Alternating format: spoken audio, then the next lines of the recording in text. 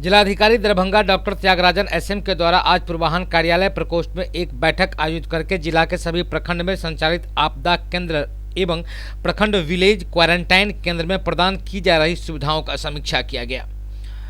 जिलाधिकारी द्वारा बैठक में उपस्थित सभी अधिकारियों को क्वारंटाइन केंद्र के सुगम संचालन हेतु राज्य के अद्यतन निर्देशों से अवगत कराया गया। वहीं बड़ी संख्या में प्रवासी श्रमिक छात्र एवं अन्य लोगों को जिला में लगातार आगमन हो रहा है। सरकार द्वारा चलाई जा रही श्रमिक स्पेशल ट्रेनों एवं चोरी छिपे आने वाले प्रवासी मजदूरों को 14 दिनों तक प्रखंड मुख्यालय में क्वारंटाइन किया जाना निश्चित किया गया है, जिसमें कोई भी प्रवासी मजदूर या छात्र न छूटे, इसके लिए भी कानून बनाया गया है। क्वारंटाइन केंद्रों में सिर्फ पुरुष मजदूरों को ही रखा जाना है। साथ ही उन्होंने कहा कि महिलाएं, बच्चे और बुजुर्ग, बीमार व्यक्ति एवं छात्र छात्राओं को होम क्वारंटाइन में भेजी जाएगी। साथ ही उन्होंने कहा कि क्वारंटाइन केंद्र में ठहराए गए प्रवासियों को सभी जरूरी सुविधाएं भी प्रदान सरकार के द्वारा किया जा रहा है।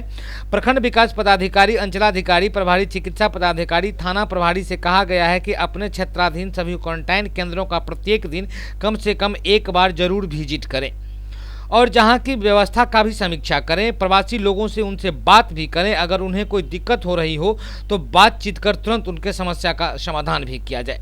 सभी प्रभारी चिकित्सा पदाधिकारी से कहा गया है कि सभी क्वारंटाइन केंद्रों में प्रतिदिन स्वास्थ्य परीक्षण कराना भी जरूरी है। स्वास्थ्य परीक्षण के उपरांत विधिवत पंजित में भी संचालित की जाए। सभी प्रखंड विकास पदाधिकारी, अंचलाधिकारी को कहा गया है कि क्वारंटाइन केंद्र में आवासित लोगों को उपलब्ध दी जा रही भोजन, आवासन की सुविधा भी समीक्षा की जाए। साथ ही अन्य सभी केंद्रों पर अधिकारियों का मोबाइल नंबर भी सार्वजनिक किया जा चुका है ताकि कोई समस्या उत्पन्न होने पर वे बात कर सकें। जिलाधिकारी ने कहा है कि कुशेश्वर स्थान, बिरौल, बहेरी, बहादुरपुर, क्योटी आदि प्रखंडों से ज्यादा शिकायतें प्राप्त हो रही है। साथ ही उन्होंने कहा कि प्रखंड क्वारंटाइन में 14 दिन पूरा होते ही प्रवासियों को उनके घर भेजी जाएगी। नए प्रवासियों का लगातार आगमन को देखते हुए क्वारंटाइन केंद्रों में आवासन की क्षमता भी बढ़ानी होगी। क्वारंटाइन केंद्रों में पीने का पानी पर्याप्त मात्रा में रखना चाहिए। शौचालय भी उपलब्ध होना चाहिए। शौचालय की नियमित साफ सफाई और नितांत जरूरी कर दिया गया है ताकि संक्रमण फैलने का खतरा न रहे। उन्होंने कहा कि कोरोना महामारी की रोकथाम हेतु सरकार द्वारा सभी लोगों के लिए मास्क पहनना अनिवार्य कर दिया गया है। सभी लोगों को मास्क पहनने एवं साफ सफाई के प्रति प्रोत्साहित करने हेतु राज्य सरकार के द्वारा सभी पंचायत में प्रति परिवार 4-4 मास्क एवं 1-1 साबुन मुफ्त में उपलब्ध कराया जा रहा है। प्रखंड विकास पदाधिकारी, अंचलाधिकारी को सभी पंचायतों में माइकिंग कराने का भी आदेश दिया गया है। क्वारंटाइन केंद्रों में प्रवासियों को सरकार के द्वारा हर संभव सुविधाएं उपलब्ध कराई जा रही है, लेकिन कतिपय क्वारंटाइन केंद्रों में आवासित प्रवासियों के द्वारा शोर शराबा करने, रसोइया एवं अन्य कर्मियों के साथ दुर्व्यवहार करने की शिकायतें भी प्राप्त हो रही है। जिलाधिकारी ने कड़े शब्दों में कहा है कि अनुशासन तोड़ने वाले प्रवासियों के विरुद्ध कठोर कानूनी कार्रवाई की जा सकती है। साथ ही सरकार के द्वारा घोषित 500 रुपया मिलने वाली राशि और ट्रेन टिकट का भाड़ा से भी वो वंचित कर दिए जाएंगे। साथ ही जिलाधिकारी एक बात और भी कही है कि जो भी कोरोना मरीज ठीक होकर अपने घरों को वापसी कर रहे हैं, उन्हें घर में जाने के लिए अगर किसी ग्रामीण या शहरी क्षेत्र में किसी व्यक्ति के द्वारा कोई अवरोध पैदा किया जाएगा तो उनके ऊपर कठोर कानूनी कार्रवाई की जाएगी। साथ ही जिलाधिकारी ने यह भी सुनिश्चित किया है कि जिला में सभी राशन कार्डधारियों को 1 माह का मुफ्त अनाज, जिसे प्रति यूनिट 5 किलो चावल एवं प्रति परिवार 1 किलो दाल भी शामिल है, इसका वितरण करने का निर्णय ले लिया गया है और हर एक जन वितरण प्रणाली दुकानदार को इस बाबत आदेश भी दे दिया गया है। जिले के सभी राशन कार्डधारियों को अप्रैल माह के नियमित खाद्यान्न के साथ साथ 1 माह का मुफ्त चावल भी पूर्व में वितरण किया जा चुका है, लेकिन दाल का पर्याप्त आवंटन नहीं होने के चलते राशन कार्डधारियों को 1 किलो दाल का वितरण बाकी रह गया था, जो इस माह यानी कि अप्रैल और मई 2 महीने की दाल इस बार जन वितरण प्रणाली दुकानदार के द्वारा आम राशन कार्डधारियों को दिया जाएगा और इसके चलते राशन का भी उठाव कर लिया गया है। हर जन वितरण प्रणाली के गोदाम तक भिजवा दिया गया है। 1 से 2 दिन में हर जन वितरण प्रणाली दुकानदार को राशन कार्डधारियों को खाद्यान्न बांटने की काम सुनिश्चित कर दिया जाना चाहिए। मजदूर की पलायन बदोस्तर जारी है, रुकने का नाम नहीं ले रहा है पलायन। हम आपको दिखा रहे हैं NH 57 का यह दृश्य। अहले सुबह हमारे पत्रकार हाईवे पर निरीक्षण करने गए। उन्होंने पाया कि किस तरीके से केंद्र सरकार और राज्य सरकार के लाख प्रयास के बावजूद भी मजदूर विवश होकर जैसे तैसे साइकिल से, पैदल से, जुगाड़ गाड़ी से, ट्रक से अपने गृह जिला पहुंचने के लिए कितने उतावले हैं, इसकी परिचायक आप टीवी स्क्रीन पर देख सकते हैं।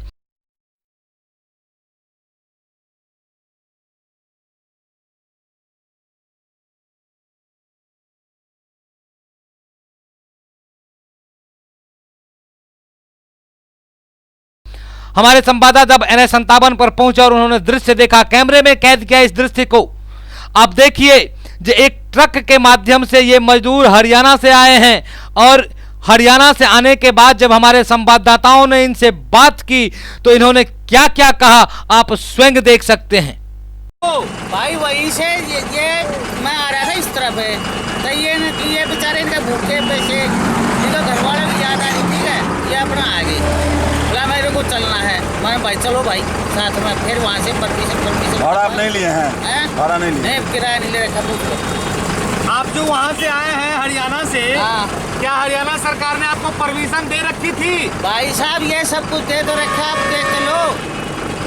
हाँ हाँ बोलिए। ठीक है ना, और इनसे कुछ किराया वगैरह नहीं ले रखा।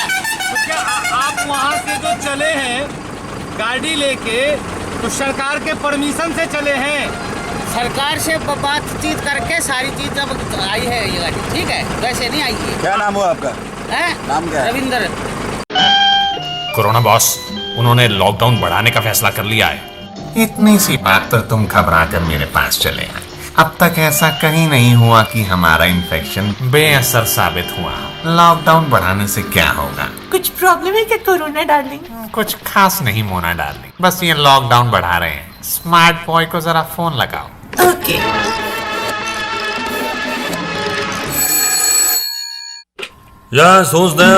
स्मार्ट बॉय, सुना है लॉकडाउन बढ़ाकर तुम मेरे इन्फेक्शन का धंधा बंद करना चाहते हो। अब कब तक लॉकडाउन लगा के तुम मेरे इन्फेक्शन को रोक सकोगे? मोना, इनसे कुछ नहीं होना।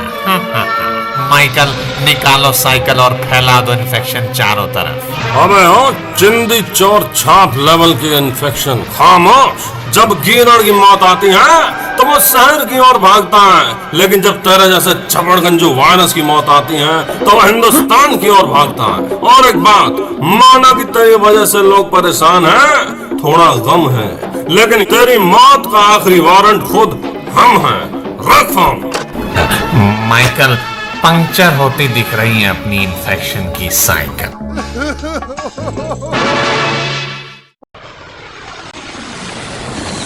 मानवाधिकार इमरजेंसी सोशल हेल्पलाइन के प्रदेश अध्यक्ष अभिजीत कुमार ने प्रेस कॉन्फ्रेंस कर दरभंगा पुलिस पर गंभीर आरोप लगाया है।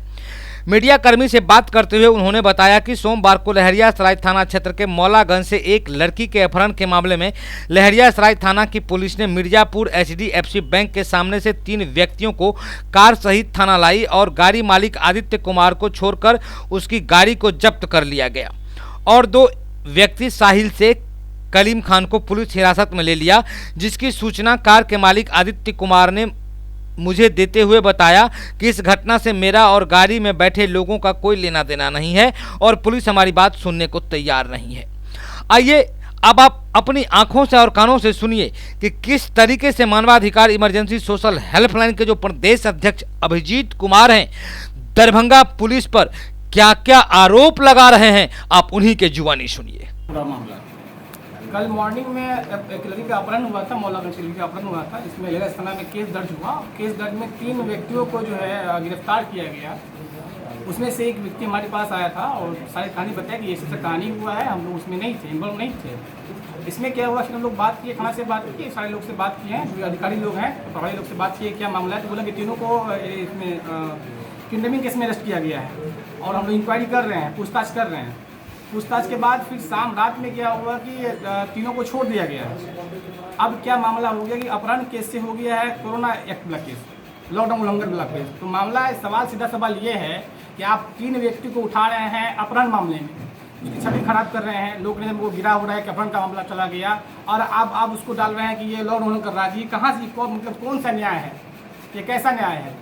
अब एक केस से वो बड़ी हो गया उसमें इसके खिलाफ कोई सबूत नहीं हुआ, साक्ष्य नहीं मिल पाया, तो अब दूसरे केस में जबरदस्ती आप नाम डाल के अब उसको अपराधी बना रहे हैं। आपको कब पता चला कि उन लोगों का नाम कोरोना एक्ट उल्लंघन में डाल दिया गया है? कल रात में जब बात हमारी फिर से बात हुई तो उन्होंने कहा है कि उस केस में तो कोई दिक्कत नहीं हुआ, और अब जो है इन लोग को जो है थाना प्रभारी यहाँ से टाउन थाना से बेल लेना पड़ेगा। टाउन थाना बेल में क्यों लेना पड़ेगा बेल? तो लॉकडाउन उल्लंघन करा था ये लोग, जब उससे क्लीन चिट मिल गया तो लॉकडाउन उल्लंघन मामला आ गया। ये कहाँ से आ गया? तो आगे की कदम आप लोग क्या? हम डीजीपी साहब को पत्र लिख रहे हैं, यहाँ के सबको पत्र लिखे हैं, फोन तो किए ही है, लेकिन पत्र भी लिख रहे हैं कि ऐसे जो अधिकारी हैं जो अपने पद का दुरुपयोग कर रहे हैं, किसी निर्दोष व्यक्ति को आप फंसा रहे हैं, एक केस से वो बड़ी हो गया, दूसरे केस में आप डाल के फंसा रहे हैं, जबरदस्ती आप मतलब केस डाल रहे हैं उस पर। कोई भी केस होता है ना, 3 लोग को बना रहे हैं अपराधी, तो ऐसे अधिकारी को तुरंत कार्रवाई हो, अभिलंब कार्रवाई हो इस अधिकारी पे, जो भी केस के आयु है, क्या अधिकारी थाना अध्यक्ष हैं रह के जबरदस्ती अपराधी बना रहे हैं इन सबको। राष्ट्रीय ट्रेड यूनियन यानी मजदूर संघ के द्वारा आज मजदूर संघ के दिल्ली कार्यालय के आदेश पर देश के विभिन्न जिलों विभिन्न हिस्सों में 1 दिवसीय धरना उपवास रखा गया। ये धरना उपवास रखने का मुख्य कारण था केंद्र सरकार के विरोध में ये लोग बोल रहे थे। केंद्र सरकार के जो वर्तमान में नीति है उसके खिलाफ ये लोग धरना पर बैठे थे। धरना पर बैठे हुए धरनार्थी थे, उन्होंने मीडिया को संबोधित करते हुए बताया केंद्र सरकार के द्वारा इस महामारी के समय में जो कोरोना योद्धा हैं उनके साथ केंद्र सरकार भेदभाव कर रही है। उन्होंने सीधा आरोप केंद्र सरकार पर लगाया है। उनका कहना है कि जो कोरोना योद्धा है उनके खिलाफ सरकार के द्वारा नीति में कहीं न कहीं से बदनीति नजर आ रही है, उनको अपने हाल पर छोड़ दिया गया है। आइए आपको दिखाते हैं जो लहरियासराय धरना स्थल पर जो स्थित धरनार्थी हैं उन्होंने केंद्र सरकार के ऊपर क्या क्या आरोप लगाया है।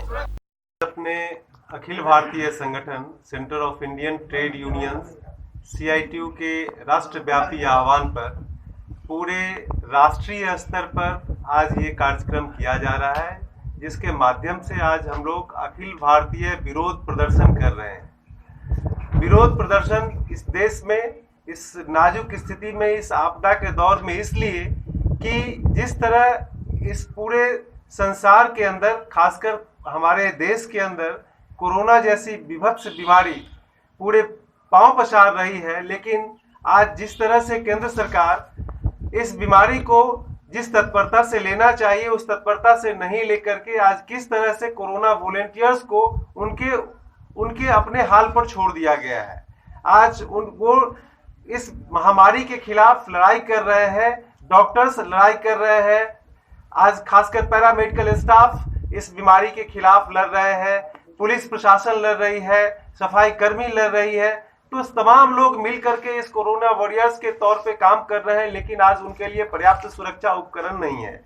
आज उनके लिए पर्याप्त मात्रा में जो होना चाहिए उनके लिए बीमा सुरक्षा कवर नहीं है। आज उनकी मौत हो रही है, आज काम करने के दौरान वो इन्फेक्टेड हो रहे हैं और अपने जान को गंवा रहे हैं। हम उन तमाम साथियों को साथ लेकर के आज उनके साथ मिलकर के आज इस विरोध प्रदर्शन के अवसर पर आज CITU के साथी सरकार के और दिशा निर्देशों को, प्रशासन के दिशा निर्देशों को मानते हुए, सोशल डिस्टेंसिंग को कायम कर रखते हुए आज हम इस धरना स्थल पर इस धरना के माध्यम से सरकार को कह रहे हैं कि हमारे उन तमाम कोरोना वॉरियर्स जो लड़ रहे हैं, जो योद्धा लड़ रहे हैं, उनके लिए पर्याप्त मात्रा में बीमा दो, उनके लिए सामाजिक सुरक्षा दो, उनके लिए अतिरिक्त प्रोत्साहन राशि, खासकर इसमें स्कीम वर्कर्स, आशा, आंगनबाड़ी सेविका, सहायिका, ये लोग काम कर रहे हैं, जो मानदेय पर काम कर रहे हैं, उनके लिए पर्याप्त मात्रा में सरकार जो है सो प्रोत्साहन राशि दे।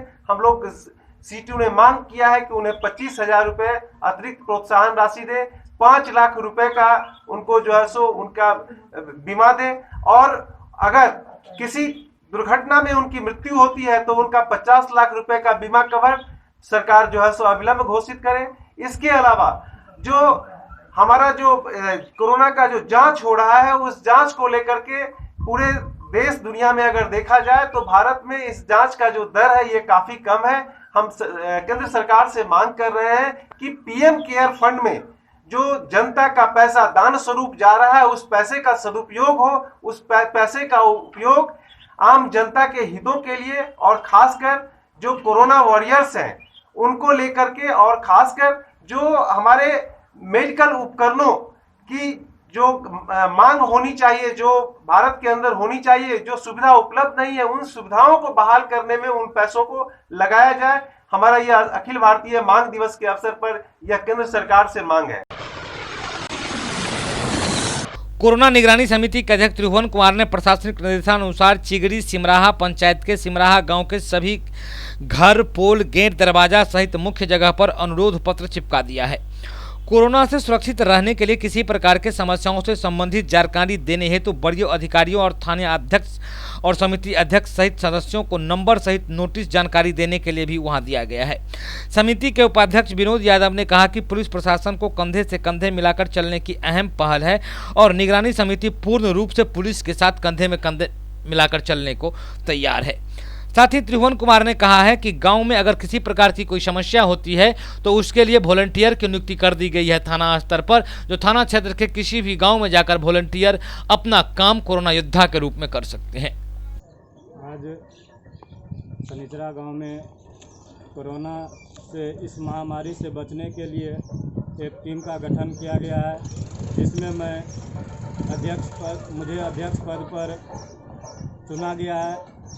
इस कोरोना महामारी से बचने के लिए हम पूरा टीम के सदस्य समस्त ग्रामवासी के सहयोग से बाहर से आए हुए तमाम बंधु भाइयों, चाचे सभी को मैं क्वारंटाइन सेंटर में भेजने का काम करेंगे और पुलिस प्रशासन के द्वारा जो मुझे जिम्मेदारी दिया गया है उसके प्रति मैं काम करता रहूँगा। और मेरे साथ इस क्वारंटाइन के जो हमारे अध्यक्ष हैं त्रिभुवन जी, उनके सहयोग से हम लोग इस टीम को गठन करके आगे बढ़ाने का काम करेंगे। शहर में विधि व्यवस्था को दुरुस्त रखने के लिए जिला प्रशासन के आदेश पर शहर के विभिन्न चौक चौराहों पर सघन वाहन चेकिंग अभियान चलाया गया। आपको बताते चले कि ये सघन वाहन चेकिंग अभियान अभी प्रतिदिन रोजाना कहीं न कहीं किसी न किसी चौक चौराहे पर निश्चित तौर पर किया जा रहा है। एक तो लॉकडाउन नियम का पालन ठीक से हो, इसके लिए दूसरी बात जो यातायात नियम का जो अनुपालन होना तय है वो भी अनुपालन होता रहे। दोनों बात को ध्यान में रखते हुए ये सघन वाहन चेकिंग अभियान चलाया जा रहा है। आप टीवी स्क्रीन पर देख रहे हैं कि ये दृश्य है इनकम टैक्स चौराहा यानी कि आयकर चौक चौराहा का।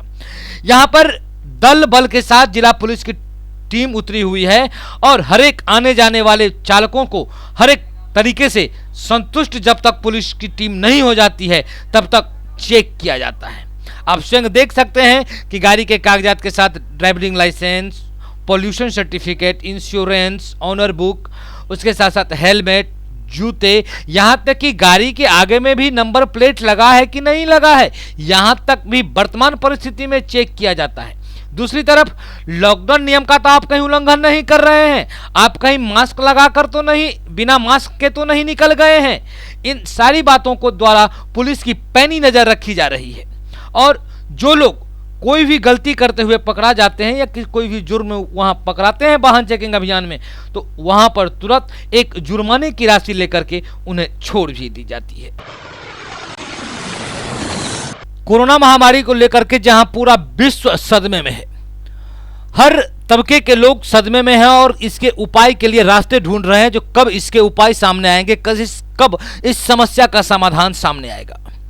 और जिसमें दरभंगा जिला का डीएमसीएच जो कभी मशहूर रहा है स्वास्थ्य के लिए, हर किसी बीमारी का इलाज यहाँ होता था और बड़ी ही विश्वास के साथ लोग डीएमसीएच परिसर में अपना इलाज करवाने के लिए जाते थे। और आपको बताते चले कि डीएमसीएच का नाम इतना प्रख्यात हुआ कि पूरे एशिया महादेश में लोग इस डीएमसीएच को जानते हैं।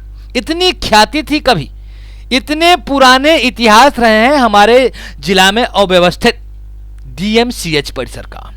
और आज हम आपको दिखा रहे हैं उस डीएमसीएच परिसर का नजारा। ये नजारा है मेडिसिन वार्ड के सामने का।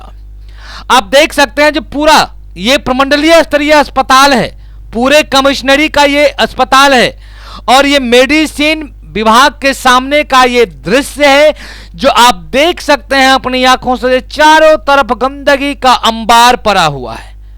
लोग पानी पीने के लिए हैंडपाइप पर पानी भरने के लिए जाते हैं। आप वहां देख सकते हैं कि कितने हैंडपाइप के चबूतरे के चारों बगल जो है कितना गंदगी फैला हुआ है। लाखों करोड़ों रुपयों के खर्चे से एक सुंदर 2010 में पार्क का निर्माण कराया गया था, ताकि वहां जो मरीज के परिजन आते हैं वहां एक अच्छा वातावरण, स्वच्छ वातावरण बैठने उठने के लिए मिल सके, कुछ सुकून के पल उस पार्क में बैठ के वो काट सके।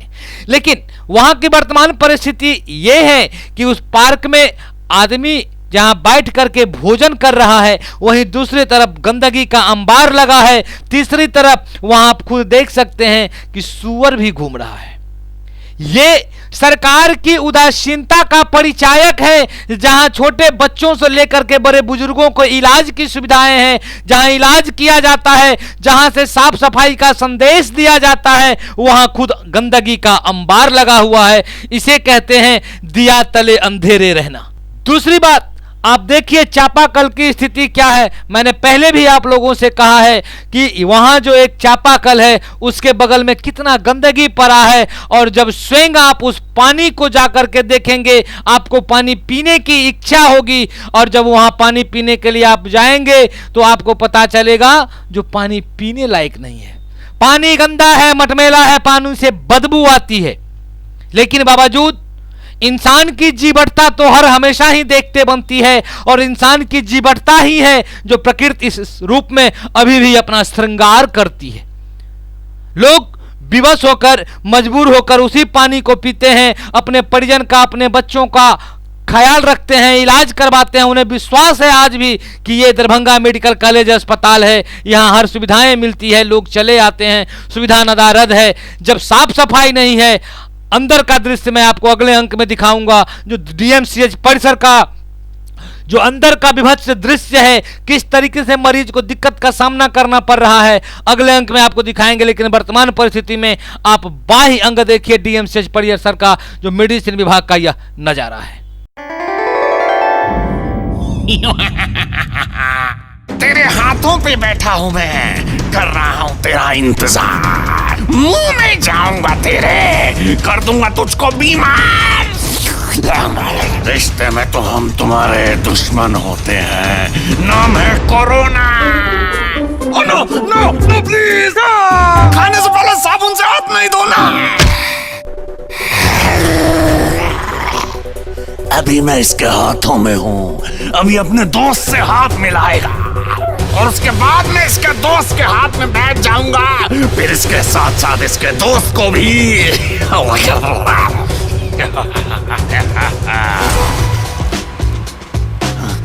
अरे ये क्या हो रहा है? नमस्ते नहीं करनी थी, हाथ मिलाना था। तेरे मुंह के अंदर मेरा प्यारा सा आशियाना है, जैसे ही तू छींकेगा मुझे आसपास फैल जाना है। कोरोना का इलाज पूरी दुनिया के साइंटिस्ट ढूंढ रहे हैं, लेकिन कोरोना से बचना मुश्किल ही नहीं, नामुमकिन है। अरे ये क्या, इन्होंने तो मास्क लगा लिए और दूर दूर से बात कर रहे हैं। मरेंगे, बचाओ,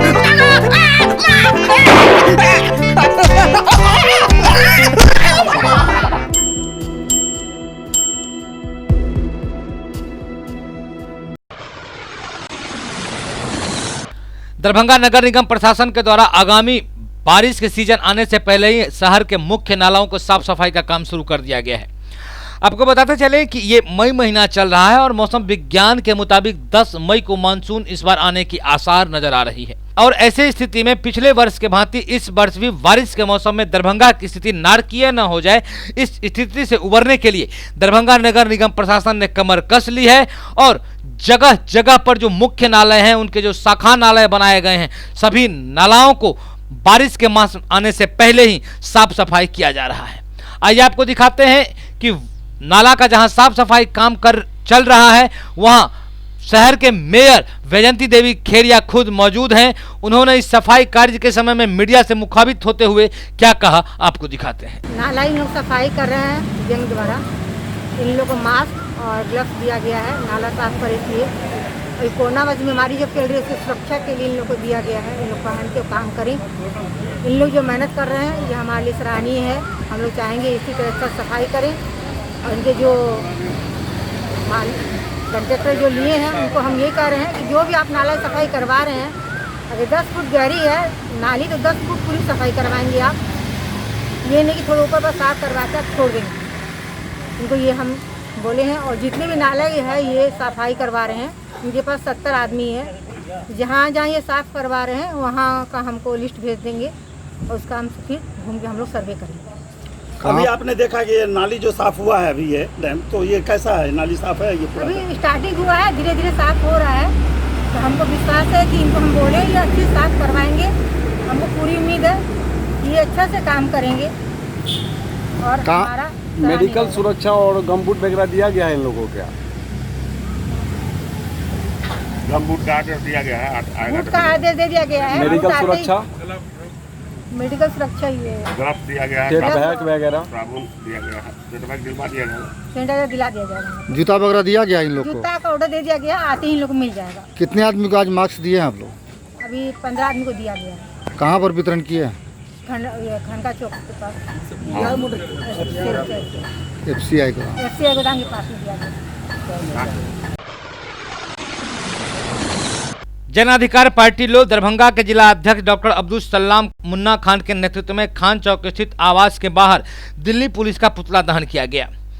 बता दें कि बुधवार को जन अधिकार पार्टी लोकतांत्रिक के राष्ट्रीय अध्यक्ष संस्थापक राजेश रंजन पप्पू यादव पर दिल्ली पुलिस के द्वारा प्राथमिकी दर्ज करा दी गई थी, जिसके विरोध में दरभंगा के जन अधिकार पार्टी के कार्यकर्ताओं के द्वारा विरोध दर्ज किया गया एवं दिल्ली पुलिस का पुतला दहन करके और पुतला दहन के माध्यम से दिल्ली पुलिस का विरोध किया गया। आइए आपको दिखाते हैं पुतला दहन के बाद जन अधिकार पार्टी के जिला अध्यक्ष मुन्ना खान ने मीडिया से मुखातिब होते हुए क्या कहा। कि दिल्ली पुलिस का पुतला दहन किया गया है। दिल्ली पुलिस चूँकि अपने अकल से काम नहीं कर रही है, अपने इच्छा शक्ति से काम नहीं कर रही है, ऐसा प्रतीत हो रहा है कि वो किसी के इशारे पर केंद्र सरकार में बैठे ऐसे लोग जो दिल्ली पुलिस को कठपुतली का इस्तेमाल कर रहे हैं और जिस पर चाह रहे हैं नासा लगा रहे हैं, जिस पर चाह रहे हैं FIR करवा रहे हैं। इसलिए दिल्ली पुलिस के खिलाफ जन अधिकार पार्टी लोकतांत्रिक के दरभंगा जिला इकाई ने आज दिल्ली पुलिस का पुतला दहन किया है, क्योंकि उन्होंने माननीय सांसद पप्पू यादव जी के ऊपर जो आरोप लगाया है और जो केस किया है वो बिल्कुल गलत है और उसको वो केस वापस लेना होगा, चाहे किसी परिस्थिति में हो। दिल्ली पुलिस को हर हाल में उन पर जो FIR किया गया है उसको वापस लेना होगा।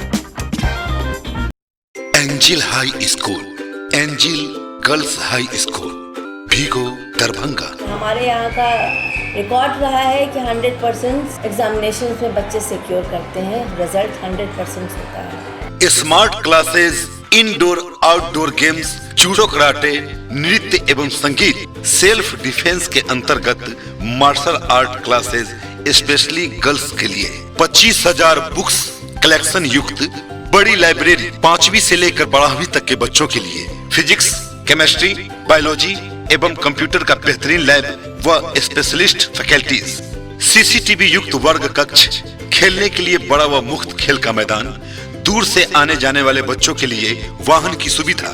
BPL कार्ड जो भी बच्चों का है उसमें इस ईयर भी 10 स्टूडेंट्स फ्रॉम स्टैंडर्ड 1 फ्री में उनका एडमिशन्स होगा और उनको जो भी फैसिलिटी प्रोवाइड की जाएगी वो एंजल हाई स्कूल करवाएगी। और इन सभी कारणों से मैं जो देख रहा हूँ अपने एंजल हाई स्कूल में जितने भी एजुकेटेड लोग हैं वो अब आहिस्ते आहिस्ते हमारी तरफ खींचते चले आ रहे हैं। मैं उन सभी लोगों का शुक्रिया अदा करता हूँ। Angel high school, Angel girls high school, Bhigo, Darbhanga. सत्र 2020-21 के लिए नामांकन प्रारंभ।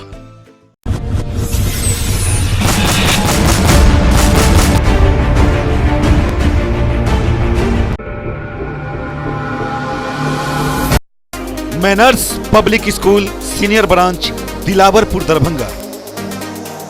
हमारे यहाँ बच्चों के लिए पठन पाठन की उत्तम व्यवस्था, अनुभवी शिक्षकों द्वारा दी जाती है बेहतर शिक्षा। और ये बच्चों के खेलने के लिए मुफ्त खेल का मैदान, हॉस्टल की भी उत्तम व्यवस्था। हॉस्टल में रहने वाले छात्रों के लिए शुद्ध एवं पौष्टिक भोजन की भी उत्तम व्यवस्था है। Hello friends, my name is Anisha Kumari, I read in class 6। मैं अपने स्कूल के बारे में बताना चाहती हूँ। मेरा स्कूल बहुत अच्छा है। यहाँ पे अलग अलग चीज़ सिखाई जाती है, कला प्रतियोगिता होती है, स्पोर्ट्स होते हैं और यहाँ पे कंप्यूटर लैब, स्मार्ट क्लासेस है और स्कूल से बहुत खुश हूँ। मैनर्स पब्लिक स्कूल में अच्छा से अच्छा शिक्षा देना चाहते हैं। शिक्षा के माध्यम से हम बच्चे को जिस क्षेत्र में जाना चाहते हैं, चाहे वो मिथिला पेंटिंग हो, चाहे वो मतलब ड्राइंग हो, जो भी है कला हो, जिस क्षेत्र में हमारे बच्चे जाना चाहते हैं उसके लिए हम तत्पर रहते हैं। बच्चों के उज्जवल भविष्य के लिए एक बार Manners public school senior branch में जरूर नामांकन करवाएं। सत्र 2020-21 के लिए नामांकन प्रारंभ। मैं मैनर्स पब्लिक स्कूल के निर्देशक उमेश कुमार यादव बोल रहा हूँ। मैनर्स पब्लिक स्कूल मैंने अपने इस पिछड़े हुए इलाके के विकास के उद्देश्य से यहाँ स्थापना किया था और उस विकास में हमेशा मैं तत्पर रहता हूँ। इस स्कूल के बच्चे बहुत आगे बढ़े हैं।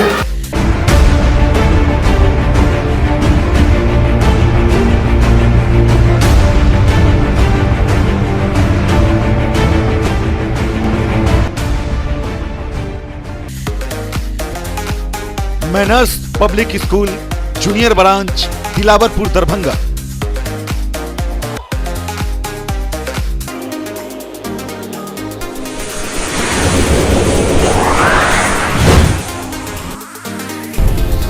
हमारी विशेषताएं लगातार कम शुल्क में उच्च कोटि की शिक्षण व्यवस्था, सुसज्जित एवं विकसित कक्ष। मैं ऋषिकेश कुमार, उप निर्देशक manners public school Dilawarpur Junnar Darbhanga. शिक्षा मनुष्य की बेसिक चीज होती है। ये विद्यालय 2 जनवरी 1995 से स्थापित है। मेरे बच्चे एक अच्छे स्कूल में पढ़े। योग्य एवं अनुभवी शिक्षक एवं शिक्षिका, हिंदी, अंग्रेजी, संस्कृत एवं उर्दू में से 3 भाषाओं का अध्यापन, कंप्यूटर लैब, CCTV से युक्त वर्ग कक्ष, जिसमें हमारे बच्चे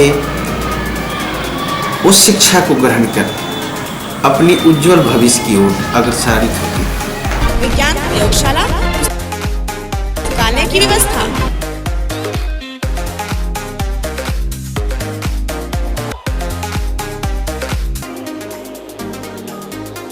प्राथमिक उपचार की व्यवस्था। मैं Kalpana Kumari, प्रधानाध्यापिका, manners public school की ओर से आप सभी अभिभावकों का तहे दिल से शुक्रिया करती हूँ, जो आप लोगों ने मेरा अभी तक इतना सहयोग किया है और आगे भी आपसे उम्मीद करती हूँ कि आपको हमारे उम्मीद में आप सहयोग हमेशा बनाए रखेंगे। अंकन के लिए 2020 और 21 सत्र के लिए आप लोग हमसे फिर से एक बार संपर्क करें। धन्यवाद। हमारा लक्ष्य स्वाध्याय, स्वावलंबन, अनुशासन, समय पालन, सेवा भाव, मातृपितृ एवं गुरु। सत्र 2020-21 के लिए नामांकन प्रारंभ।